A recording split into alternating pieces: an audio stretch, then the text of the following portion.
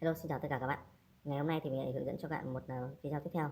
Thì trong cái video này thì mình hướng dẫn cho các bạn cách gấp một chú chim bằng giấy các bạn nhé. Thì đây là sản phẩm của mình. Đó. Đây là sản phẩm của mình, đây là một chú chim làm bằng giấy các bạn. Các bạn nhìn thấy có giống không? Đó.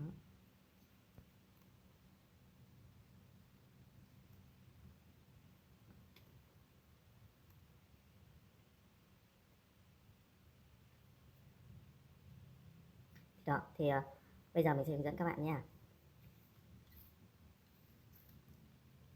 Đầu tiên thì các bạn hãy chuẩn bị cho mình một tờ giấy A4 như thế này. Được chưa? Sau đó thì các bạn hãy gấp cho mình thành một hình vuông.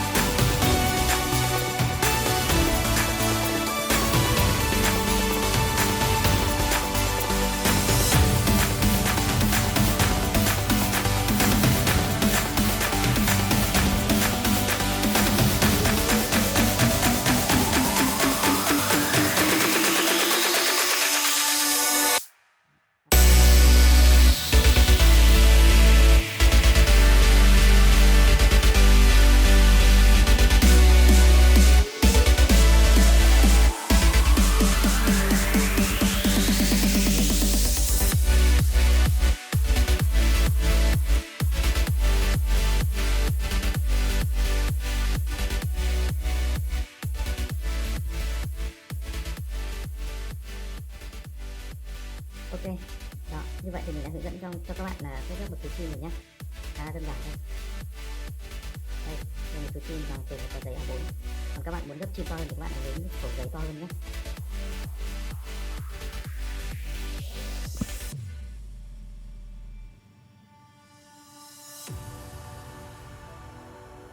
Đó, các bạn thấy có đơn giản không ạ?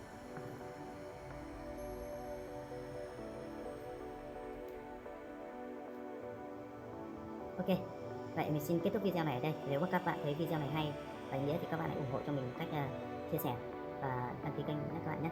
Và bây giờ mình xin chào và hẹn gặp lại các bạn các video tiếp theo. Xin chào.